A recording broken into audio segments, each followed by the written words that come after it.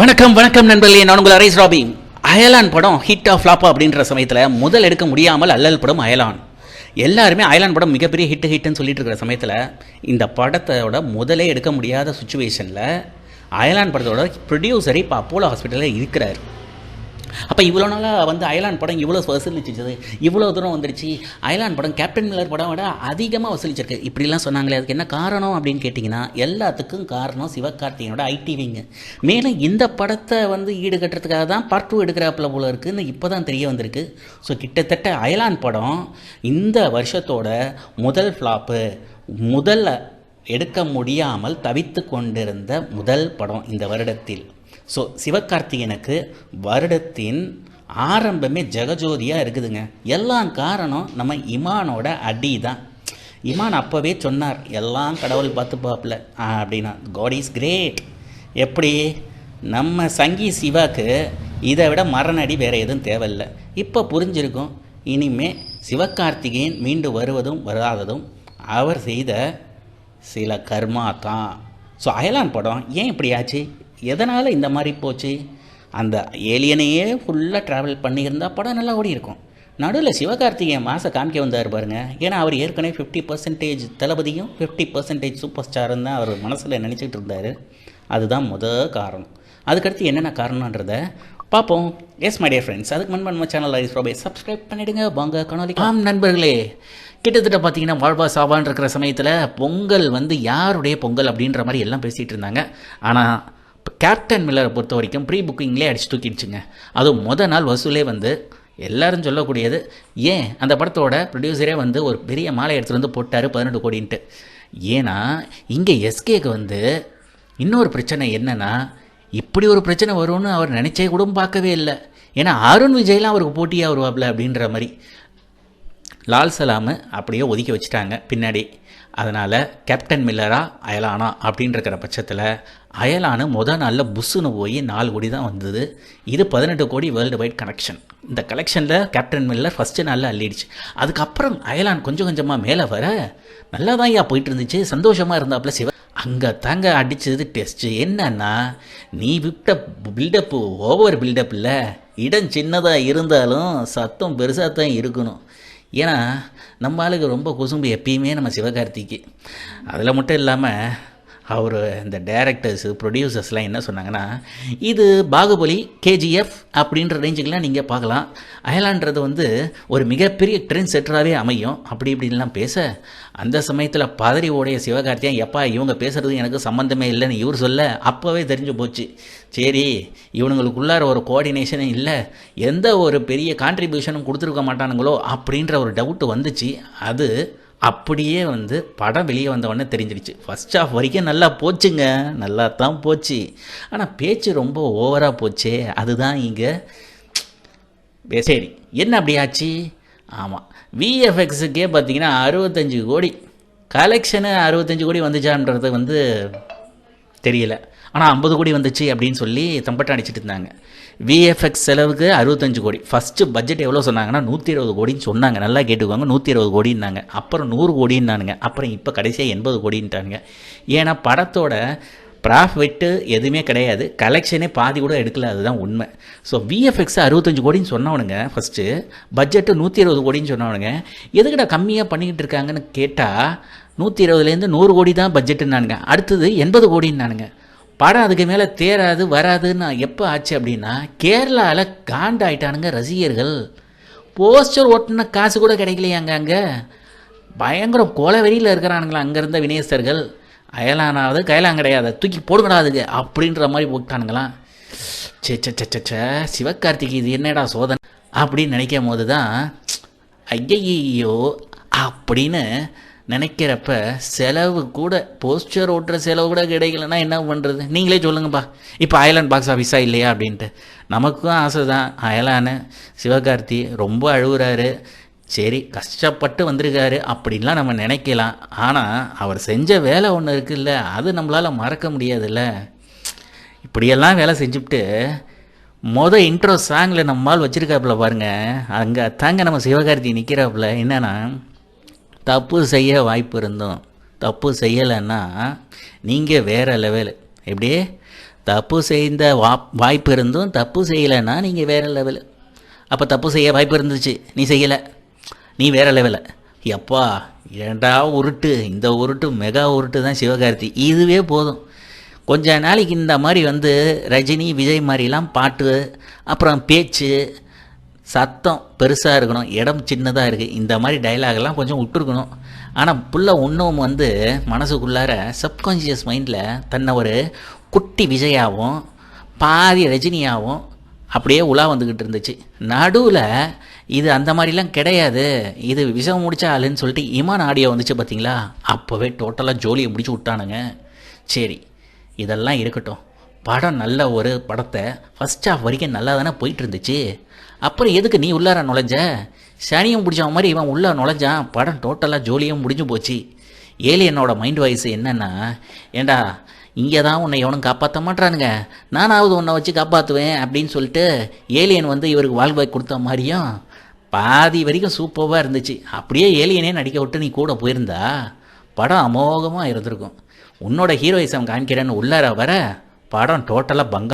Right, எல்லாத்துக்கும் மேலே குத்துங்க ஈமான் குத்துங்க. இந்த ஈமான் ஆடியோ விஷயம் இருக்குது பார்த்துங்க, அதுக்கு தாங்க செம ரகலை. நீங்கள் வேறு லெவலில் சிவகார்த்தி. அது முடியறதுக்குள்ளாரியே இன்னொன்று வந்துச்சு பார்த்தீங்களா, சௌந்தர்யா பாடகின்னு சொல்லி அடுத்தது போட்டு விட்டாங்க. ஏன்னா இது வரைக்கும் உங்கள் மேலே எந்த கேஸும் ஃபைல் ஆகாமல் இருந்துச்சு. இப்போ படிப்படியாக பல கேஸ் வர வர எங்கள் வீட்டு பிள்ளை, உங்கள் வீட்டு பிள்ளை, நல்ல வீட்டு பிள்ளை அப்படின்ற இமேஜ் எல்லாம் போய் நாள் என்றைக்கு உங்களுக்கு கலெக்ஷன் வரலையோ அப்போயே இந்த ஃபேமிலி ஆடியன்ஸ், கிட்ஸ் ஆடியன்ஸ்லாம் போயிடுச்சு அப்படின்றது வெட்ட வெளிச்சமாக ஆயிடுச்சு. ஏன்னா மக்கள் உங்கள் மேலே மிகப்பெரிய நல்ல மதிப்பு வச்சுருந்தாங்க. அது அப்படியே கண்ணாடி துண்டு மாதிரி கீழே உளுந்து ஒன்றும் இல்லாமல் சுக்குநூறு ஆயிடுச்சு. அதுக்காக நீங்கள் சிம்பு நல்லவனா, தனுஷ் நல்லவனா அப்படின்னு அவனுங்க கூட கம்பேர் பண்ணவே கூடாது. அது தருதலைங்க, அதெல்லாம் தண்ணி தெளித்து விட்டது, அதெல்லாம் முடிஞ்சு போச்சு. ஆனால் நீங்கள் அப்படி கிடையாதுல்ல சிவகார்த்தி. நீங்கள் எந்த மாதிரி ஒரு பில்டப்பை கொடுத்து வச்சுருந்தீங்க ஒரு இமேஜு, அந்த இமேஜுக்கு தான் இல்லை நானும் ரவுடி தான், நானும் பொறுக்கி தான் அப்படின்ற மாதிரி ஒரு இதில் நீங்கள் போயிருந்தீங்க அப்படின்னா இது ஒரு பெரிய மேக்டராகவே ஆயிருக்காது. ஆனால் நீங்கள் உள்ளே வரும்போது சொக்க தங்கம் அப்படின்ற மாதிரி தானே நீங்கள் இன்டர்வியூ கொடுக்குறதுலே இருக்கும். ஆனால் ஒத்த இன்டர்வியூவில் அடித்து நவுத்துனார் பார்த்தீங்களா இமானு, அங்கே தான் இருக்கிறாப்புல. இதில் என்னென்னா, நீங்கள் செஞ்சது குற்றம் தவறு அப்படின்லாம் சொல்ல மாட்டான், துரோகம் எச்ச அப்படின்னு தான் சொல்லணும். சூப்பர். ஓகே, நம்ம சிவகார்த்தி சொந்த காசில் சூனியம் வச்சுக்கிட்டாப்புலன்னு தான் சொல்லணும். கோடி கணக்கில் கடன். சீமராஜான்னு ஒரு படம், அந்த ஒரு படத்தில் அண்ணன் டோட்டலாக டேமேஜ் ஆனது தான். ஸோ கோடிகளில் கடன் இருக்கும் நம்ம சிவகார்த்தி வசமாக சிக்கிட்டாப்பில். இருந்தும் பார்த்திங்கன்னா இவருக்கு இருக்கக்கூடிய support, political support, corporate support, இந்த மாதிரிலாம் பல சப்போர்ட் வச்சுருக்கிறனால கடனை கொடுக்காம டிமிக்கி கொடுத்துக்கிட்டு படங்களை எடுத்து மால் வாங்கிறது, இந்த மாதிரி விஷயங்கள்லாம் செஞ்சுக்கிட்டு இருந்தவர் இப்போ டோட்டலாக படம் வெளியே வர்றதுக்கே முடியாத அளவுக்கு கடன் நெருக்கடி மிகப்பெரிய அளவில் இருக்குது. சரி, இதை எப்படி சமாளிப்பாருன்னு பார்த்தா அங்கேயும் தான் நம்மளால் ட்விஸ்ட் வச்சுருக்காப்புல சிவகார்த்தி. கைவசம் பிஜேபி, எப்போ வேணாலும் பிஜேபி உள்ளார அண்ணன் போயிடுவார் அப்படின்றது மட்டும் தெரியுது. ஏன்னா ஏற்கனவே அவருக்கு இன்விடேஷன் வந்துடுச்சு. கூடிய விரைவில் பல நடிகைகள் இருக்காங்க. ஏன்பா நம்ம ரஜினிகாந்த், விஜய் இவங்கெல்லாம் சொத்தை காப்பாற்றுறதுக்காக போகிறாங்க. இது சொத்து கை நழுவி போயிடுச்சு, டோட்டலாக ஜோலி முடிஞ்சு பிச்சைக்கார ரேஞ்சுக்கு வந்துடுவோமா அப்படின்ற சமயத்தில் வாழ்க்கை கொடுக்குறேன்னு நினைக்கிறாங்க. பிஜேபிக்காரங்க கூட போயிட்டேன்னா என்ன அப்படின்னு சிவகார்த்திகனோட ரசிகர்கள் நினைப்பாருங்க. சரி போப்பா, நீயும் போய் பிஜேபியில் போய் சேர்ந்துக்கோ அப்படின்னு. என்னப்பா இந்த படம் நல்லா தானே இருந்துச்சு, நல்லா தானே போயிட்டு இருந்துச்சு, ஏன் திடீர்னு இப்படி கவுந்துருச்சு அப்படின்னு கேட்டிங்கன்னா, எல்லாத்துக்கும் காரணம் ஒரு பக்கம் ஏஆர் ரஹ்மானோட இசை மிகப்பெரிய அளவில் சாட்டிஸ்ஃபேக்ஷனாக மக்களுக்கு இல்லை, பிடிக்கலை அப்படின்றது ஒரு பக்கம். அயலானோட ப்ரொடியூசர் கொடுத்து ஓவர் பில்டப்பு. ஏன்னா கேஜிஎஃப் பாகுபலி ரேஞ்சுக்கு ரொம்ப ஓவராக பேசிட்டாப்புல ஆடியோ லான்ச்சில்.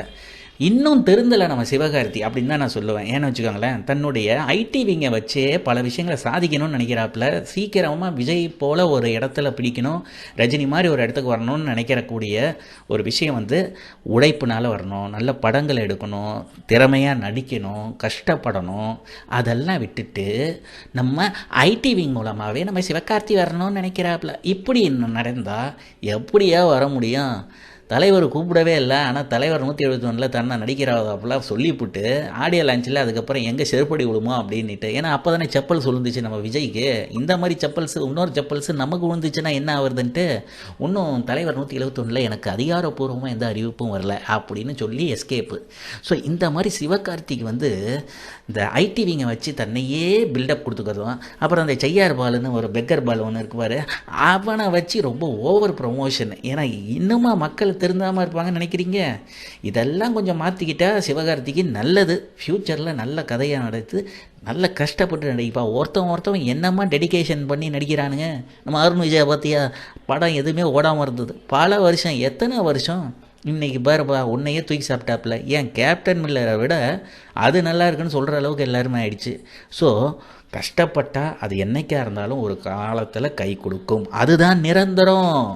அதாவது கஷ்டப்படாமல் எல்லாமே கிடைக்கணும்னு நினச்சா அது நிரந்தரமே இல்லை. அது நம்ம தலைவரே சொல்லியிருக்காப்புல, கேளுங்கப்பா என்னையா போயா.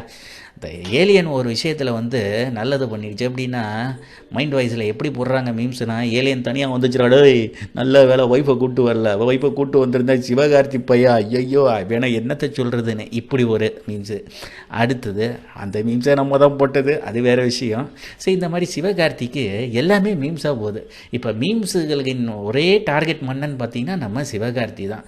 ஆகையால் இனிமேல் இந்த பஞ்ச் டைலாக்கு, ஓவர் பில்டப்பு, ஐடிவிங்க வச்சு பேசுகிறது இதெல்லாம் தவிர்த்துடணும். நல்ல கதையை சூஸ் பண்ணு, நல்ல ஹார்ட் ஒர்க் பண்ணு, நடிப்பில் திறமையை காட்டு, ஐடிவிங்கில் திறமையை காட்டாத தம்பி. புரியுதா? நோக்கு புரிஞ்சுதோ? ஆமாம், கடனை அடைக்க முடியல அப்படின்ற காரணத்தினால பிஜேபியில் சேரணும்னு நினைக்கிறியா? போய் சோப்டானா சேர்ந்துடு, அங்கேயே இருந்துடு, அவ்வளோதான். ஆனால் கெரியர் காலி, அது வேறு விஷயம். ஏன்னா நம்ம நாட்டில் தமிழ்நாட்டில் பொறுத்த வரைக்கும் எவன்லாம் பிஜேபிக்கு போகிறானோ அவன் அதோடு சரி. அதில் நீ யார் மென்டராக நினச்சிக்கிட்டு இருக்கியோ? விஜய் அவர்களுக்கு 1 செப்பல்ஸ் இப்போ அறிகுறி ஒன்று விழுந்துச்சு. அது அடுத்தது நடக்கும் பாருங்க, அப்போ தான் உங்களுக்கு எல்லாருக்கும் புரியும் பிஜேபியில் சேரக்கூடிய அனைத்து நடிகைகளுக்கும் எப்படிப்பட்ட செப்பல்ஸ் எப்படி இருக்க போகுதுன்றது. நீங்கள் எங்களுக்கு ரொம்ப விவரமாக இருக்கிறீங்கோ, என்னென்ன அதில் ஜாயின் பண்ணுறது எதுவும் தெரியாத மாதிரி. ஆனால் உங்களுக்கு அழைப்பு வந்ததும் எங்களுக்கு தெரியும், நீங்கள் என்ன பண்ணிக்கிட்டு இருக்கவங்கன்னு எங்களுக்கு தெரியும். ஸோ சிவகார்த்தி கூடிய விரைவில் லைம் லைட்டுக்கு தெரிய வந்துடுவார். ஓகே மை டியர் ஃப்ரெண்ட்ஸ், இந்த காணொலியை பொறுமையை பார்த்த மிக்க நன்றி. தேங்க்யூ ஃபார் வாட்சிங் this video. Stay with us connected by subscribing Arise Robbie and don't forget to click on the bell icon. Thank you. Bye bye.